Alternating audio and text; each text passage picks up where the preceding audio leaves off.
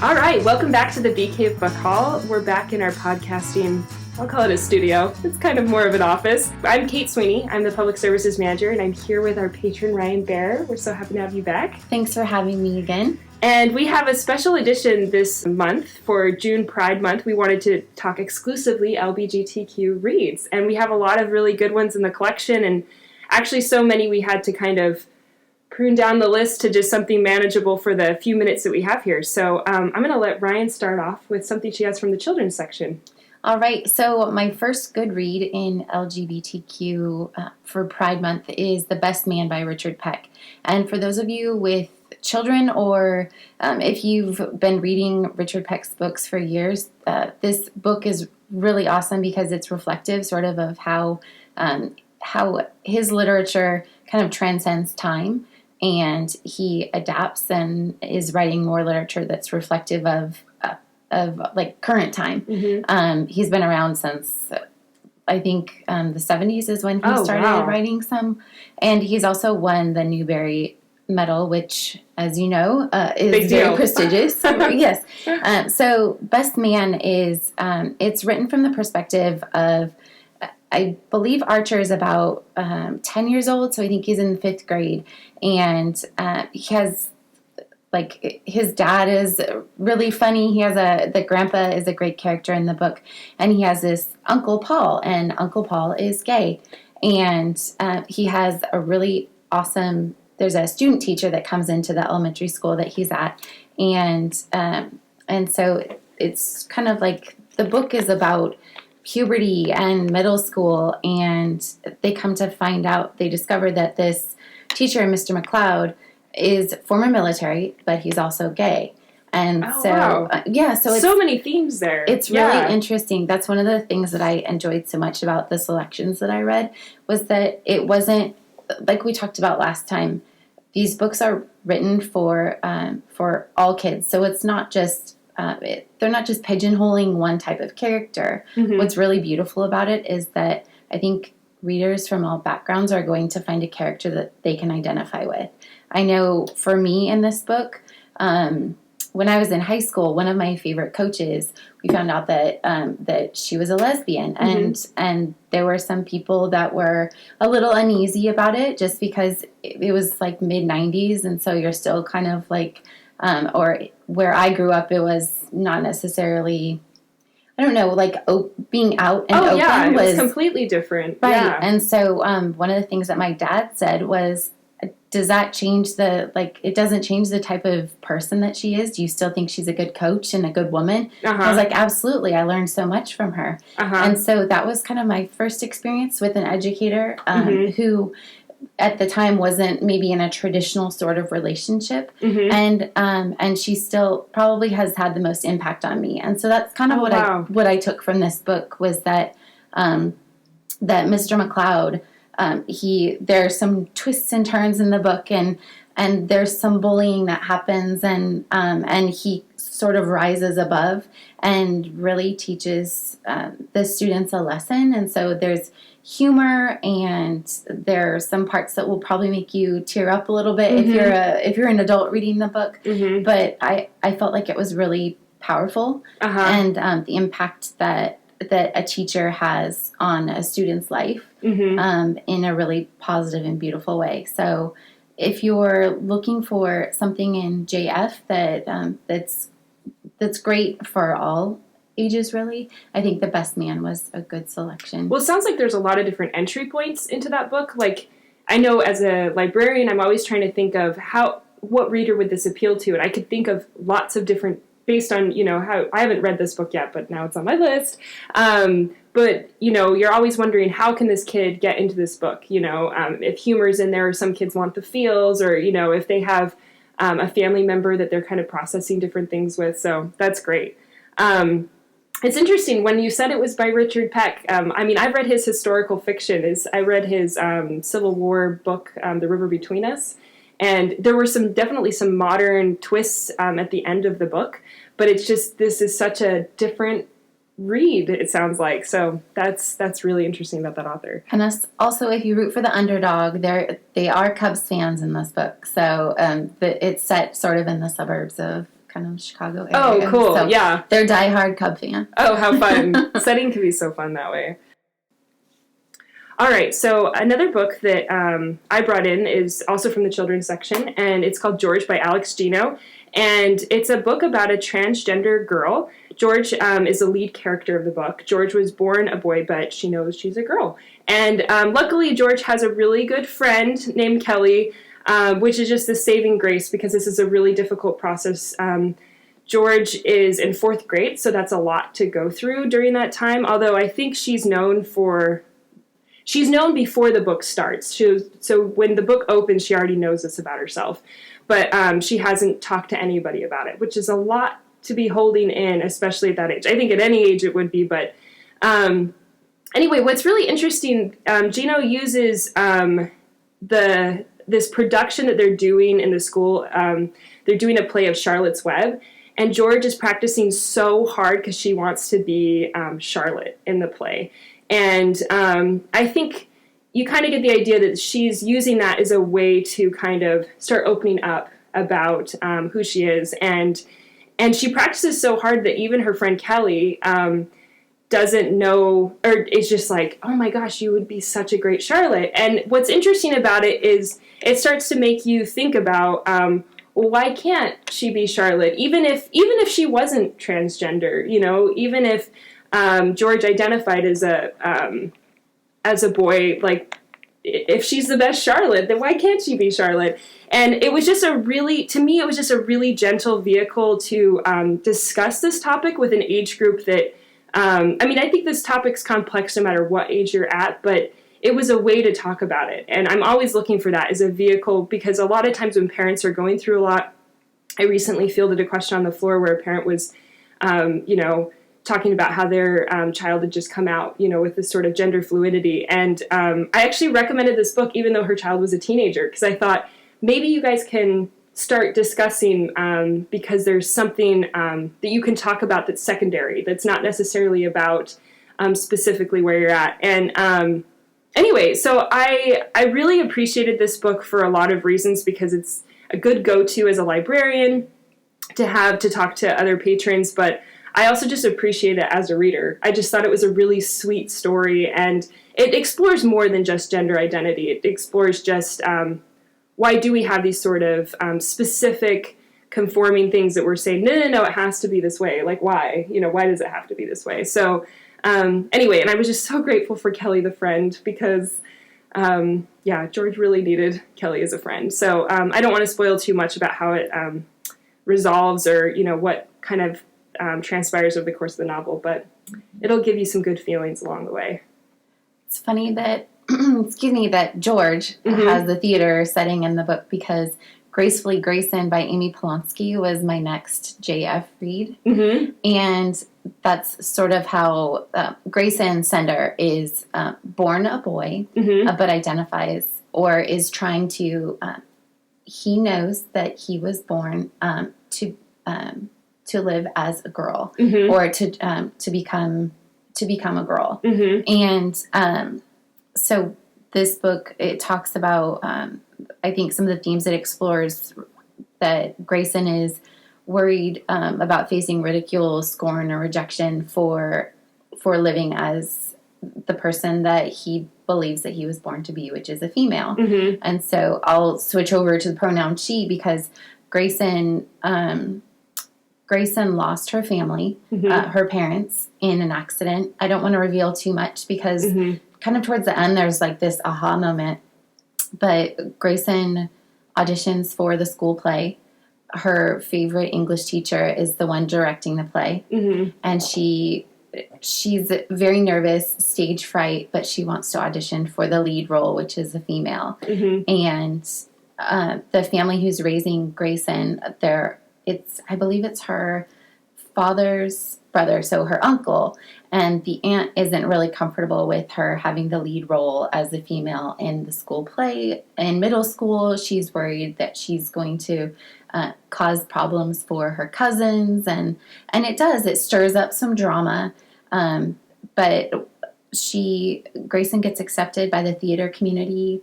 Lots of creative and open-minded individuals, the teacher really encourages her to just be the person that she is. There's some really beautiful but sad and heartbreaking moments in the book. And it's not, one of the things that I discovered in reading my selections this month is that these aren't themes that are specific to LGBTQ fiction. Absolutely. That's what's so interesting. It transcends it. Like, I could see myself in these books trying to become someone that I wasn't in order to fit in. Mm-hmm. And that's what I found in Gracefully. Grayson, for some time, the main character was trying to be who her family wanted her aunt and uncle wanted her to be.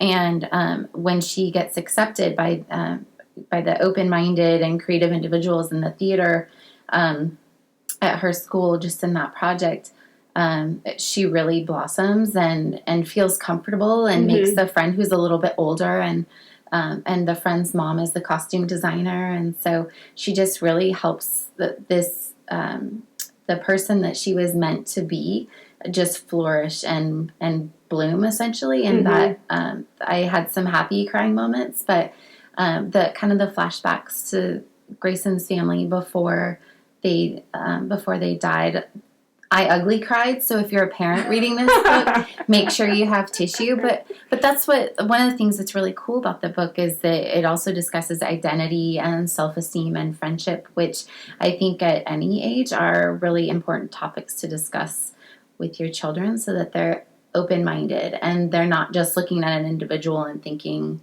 like there's only this part of you that I know or that I can see, because there's so many different layers to us. And they evolve over time too. Absolutely. Yeah. And so to have relationships that help you become the person that you were meant to become, and to have people accept you regardless of whether you were born male or female, or mm-hmm. you have two moms or two dads, or you come from a traditional background. I think that it's really about this book, how resilient children can be, but also acceptance, and how important it is that we teach it from an early age. Well, and just the concept, it sounds like, that this character finds her people, and, people to support her. I mean, whether or not you're straight or gay, it doesn't matter. You're at that age, you're trying to find your people. And sometimes it even comes in, and even though I don't have any books on this topic specifically, I feel like there's been more books about maybe not even necessarily LBGTQ characters, but more just characters in a novel that are interested in something that's non-traditional for their gender.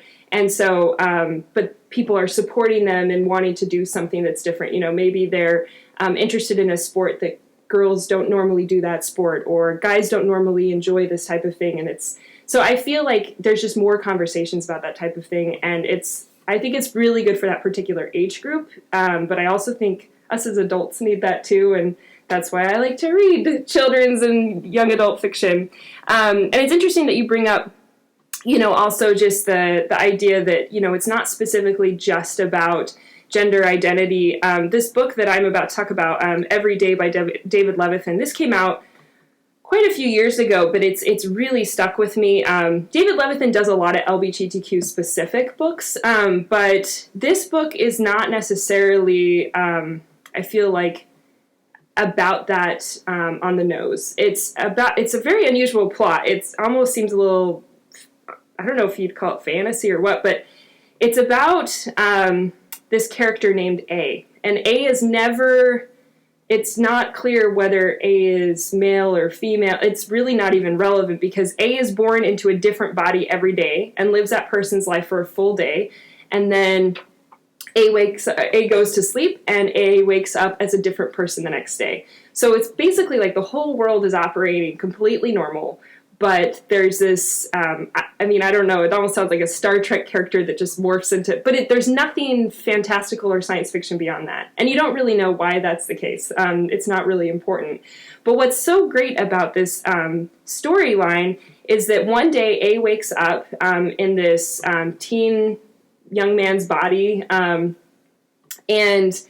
this particular person that he's woken up as, I'm going to call him he in this case because he's a he that day. So A wakes up and falls in love with this boy's girlfriend. And then when A wakes up the next day, A is a girl and wants to figure out where this other girl is. And eventually they do kind of meet up. And that's kind of the storyline, is them, I guess, dating in these kind of bizarre circumstances. But what was so cool about it is, every day A wakes up physically and genetically just a completely different person. But it really starts exploring, what does it mean to love a person? If they were to wake up in a different body, would you still love that person? Because they are still who they are. I mean, A has a personality. A has a soul, you feel like. And but it was to me, that was such a cool exploration of gender identity. And it actually really helped me better understand this sense of fluidity that we talk about more often. And anyway, it was just a really unusual storyline if you can kind of suspend disbelief about the unusual nature of the story.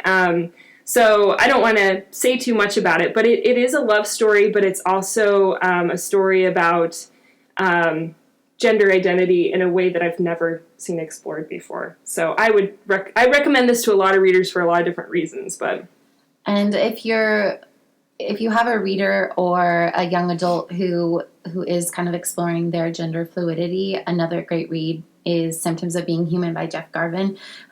For a first-time book from the former lead singer in a rock band, cool. This book was really fantastic. The lead character's name is Riley Kavanaugh. I have to get this out of the way for the very first thing. Don't go into this book expecting to find out the gender that Riley was born as, because you never find out biologically if Riley was born male or female, because Riley is gender fluid. And some days Riley will wake up identifying as a boy, and on those days he will dress as a boy, and other days when Riley wakes up, she wakes up as a girl, and so her wardrobe reflects that as well as emotions, and so it's really interesting because Riley's starting at a new school. She has a very conservative family. Her dad's a congressman, and so what her parents, or Riley as a female, what her parents request of her is to wear dresses to campaigning or any sort of event. So they're asking Riley to be something or someone that they aren't. Mm-hmm. And that's actually one of the things that I had to study a little bit about was usage of pronouns. And I know, Kate, that you're going to talk about that a little bit later. But one of the things that in the book, Riley sees a therapist, and the therapist recommends writing an anonymous blog so that Riley can just kind of put feelings on paper. And Riley gets an enormous following online. It doesn't start out as much, and then it kind of blows up because someone that is well known in the LGBTQ community starts following, and as a result, even though Riley's just trying to get settled in school, there's a little bit of kind of a developing, a budding romance in the book as well. But the blog goes viral, and so it kind of threatens to someone an unnamed commenter finds out Riley's real identity and threatens to kind of expose Riley. And so Riley kind of finds themselves in a place where they're not sure, like, do I walk away from the lives that this is impacting? Because it's interesting seeing some of the comments from the people who have read the blog, just like in positive ways. Like, I saw myself in your writing and whatnot. So Riley makes new friends. Like, the book also discusses a little bit of mental health, panic attacks and that sort of thing. But I really, like, this book was, I could see in this book other young adults that I went to high school with. And it made my heart hurt for maybe not understanding at the time what they were going through. And so I think that's something that's really beautiful about this book, is that even if you don't, in your family, have someone close to you, at least what you're doing is exposing yourself to literature about people who maybe aren't like you, but help you become a little bit more compassionate Absolutely. about what they're going through. And it's not to say that that their lives are so completely different than what you might be struggling with. It's just a different struggle. And the struggle is more about identity and self-esteem, but those are kind of recurring themes when you're in high school and trying to figure out totally. like who am I and what am I going to do with my life. It's no different. It's just that some of these young adults have the added stress of, well, society thinks that I'm this person when this is who I really am, and so this book made my heart hurt, but it also made me hopeful that we can raise humans who are more open-minded about not making assumptions. That's awesome. I love the title of that too, Symptoms of Being Human. So the next book I'm going to talk about is not exclusively an LBGTQ book, again, Winger by Andrew Smith, which is a great book for so many reasons. And it's about a 14-year-old named Ryan Dean. He goes to this rich kid boarding school. The setting's the Pacific Northwest. And, you know, there's a lot of humor in it. Some of it's kind of boys will be boys type, hazing type stuff. But mostly it's, the part of what pulled me in about this book is his narrative, like his voice telling the story is just, I mean, he's kind of like a Holden Caulfield, a little less cynical, but definitely as, I don't know, just the way he thinks just is definitely channeling the Holden Caulfield of Catcher in the Rye. There's hand-drawn graphics throughout, so there's a lot of interest there because it just makes the plot funnier and just how he's processing the things around him.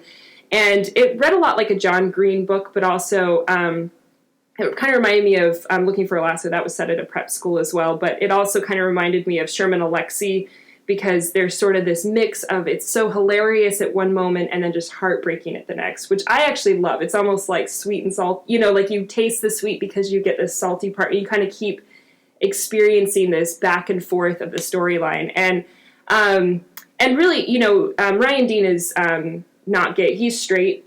He actually has his crush on this girl, and that is a big focal point of the novel. But there is a gay character that's a mutual friend that's in it, and I actually can't say too much about the role that this gay character plays because I don't want to give away a big part of the novel, but I felt like a big theme comes up towards the end that's very pivotal in the story involving this gay character, and there's this dynamite quote that I don't want to read verbatim because, again, I don't want to give too much away, and there's some expletives in it. There's a lot of expletives in the book throughout, and I don't want to have to mark this explicit as a podcast. But basically, the gist of it is sort of like people can get to know you as a person, but then this one particular aspect of you, they figure out, maybe being gay being that aspect, and that's all they see after that. And kind of the criticism of that. So you get labeled. Yeah, exactly. You totally get labeled, and that's like, and he talks about how it's almost like the thing that just shouts to people when they see you. It's like even if they had this friendship with you before or whatever, and that was such a powerful message from the book, and it's even more powerful the way he says it and the storyline that gets to that point. But regardless, I mean, and the book is just, like I said, it's great for a lot of reasons, but that was why I remember the book. I probably wouldn't remember a lot of things specifically, but that really just did a number on my heart and soul. Anyway, so I just really appreciate it. And he's a great author just to follow in general. He's very popular. And the cover of this book is just so iconic. It's this kid in like kind of like disheveled prep school stuff, his tie's all messed up, and he's got a nosebleed with a tissue sticking out of his nose. I mean, it's kind of just this iconic cover. And I know that when I saw Andrew Smith speak at the Texas Teen Book Festival a couple years back, there were kids that were dressed like Ryan Dean that were waiting in his signing line, which I'm sure he loved. With the tissue with the nosebleed? I don't think they had the tissue, but that would have been really committed. But anyway, so that's a great read that I would recommend to many. So yeah. My second young adult selection is called Georgia Peaches and Other Forbidden Fruit. That is, it won Kirkus Best Book of the Year. Oh, wow. I love my Kirkus Kirkus is reviews. choosy. Yeah, they're a choosy group. And I love the reviews because they're a little bit snarky. Oh, they tell it like it is. Yes. For sure. But this book is about a teenage girl, and her dad remarries for the third time. He's an evangelical preacher, and he has a radio show. And they live in Atlanta, but when he remarries, they're moving up to a more conservative, like a small town in North Georgia, very conservative. So he asks her for her senior year to go back into the closet. And so kind of one of the themes in all the books that I read was, can you be someone else so that we can be more comfortable with ourselves? And she agrees to do it because one of the things that she wants to get out of it is, well, actually two things. She wants to go on kind of a post-senior year trip with her best friend, and she also wants to have her own radio show. The radio show that she wants to be promoting with her dad is kind of helps teens like her who are gay, and but not just gay teens. She wants it for all teens who maybe don't feel like they fit in, but who also their faith also matters to them. And so that was one of the coolest things about this book, is that I don't think you need to be one without, like, absolutely, like you don't have to abandon your relationship with God just because. Mm-hmm. And so that was something that I thought was really cool in this book. And unusual. I don't know if that topic is, I mean, I often don't see those two together. Yeah, you know, that's great. That's refreshing. But considering she's from a Southern Baptist, so I thought that was really interesting. So when she moves to this smaller community, she lets her stepmom kind of transform her into this kind of a stereotypical teenage girl, very... she lets her take her on shopping trips, and so Joanna becomes someone else. And but in the process, some friends that she makes at the school are also seemingly very conservative. But she meets a girl, Mary Carlson, who's the sister of one of the friends that she makes at the school. And I won't go into too much detail without giving things away. But suffice it to say that Joanna doesn't want to break the promise to her dad, but she also has like these conflicting feelings about, I'm not comfortable becoming someone that I'm not, just to make other people feel comfortable with who I am. And the people who objected the most were her new stepmom's mother, so her step-grandmother. Her step-grandfather loves her just the way she is, like, it's just so the way she is. When there's a character that can make things okay. And their interactions are like, they're so awesome, and he's a great step-grandpa, and he makes sure that she knows that he loves her regardless. And so I think that's there were really encouraging moments in the book. Kind of towards the end, it's really cool, like all of the friends that she's made kind of come together. There, one of her new friends, another friend that she makes at the school, he has two moms, mm-hmm. But he's always been ostracized for having two moms. And mm-hmm. so it's just, the book is really uplifting and encouraging. There's a little bit of romance. It's not, it's not racy romance. So it's something that I would feel comfortable like recommending to, sophomore, junior, senior in high school. But it's well written, and you can see how conflicted Joanna is with wanting to do the right thing for herself, but also help her dad kind of adjust to his new community. And she's really she's someone who sticks to her word, or is trying to stick to her word, and despite the temptations of other people. And mm-hmm. so that's I think there's something to be said for a teenager who says one thing and does that thing that they say that they're going to do. And I think that's true of all of us. Oh, absolutely. Is following through on our word. Because I think a lot of times we say one thing and then do another. So I think it's important to have characters in books that we can look to and respect them for sticking to their guns. Mm-hmm. A lot to identify with there. So the next book I have is actually a young adult nonfiction.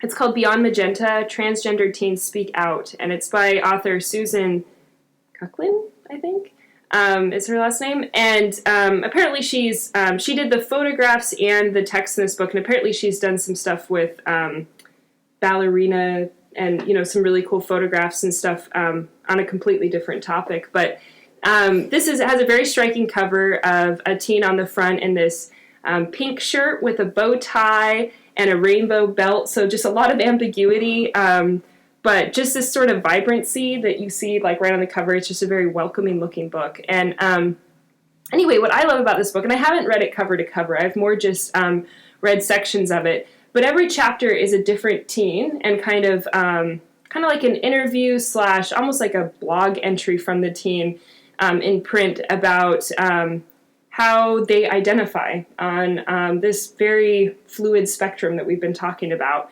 and how they came to decide what gender they are, or if they're fluid, what that means to them, and the process they are up to that point, and the process that they're still going through socially, internally, and all these different things. And what I really liked about the book, it came out at a time where I was starting to become more aware of transgender teens that I was working with in the library I was at. I was working exclusively as a teen librarian in Colorado at the time, and it was great because they started having that discussion on pronouns, because it is really difficult to know how this person wants you to refer to them, and you want to be respectful, but it's can be confusing. It can be complicated.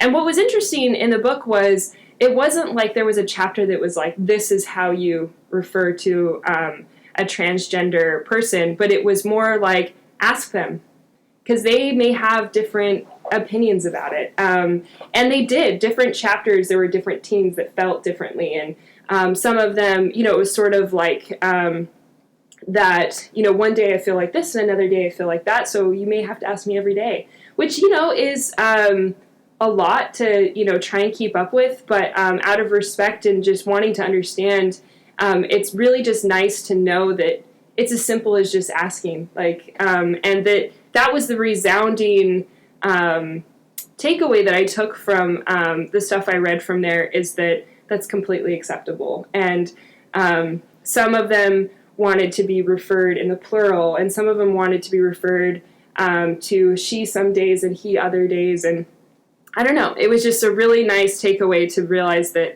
you can just have a really frank discussion and know exactly what to do from there. So yeah, it's a very kind of captivating book, because again, the photographs are really unique and kind of, I guess I just keep thinking of the word vibrant. They just have this sort of energy to them that's really makes you kind of smile and also want to know more. So anyway, that's a really unusual book that I'd recommend that we have in the collection.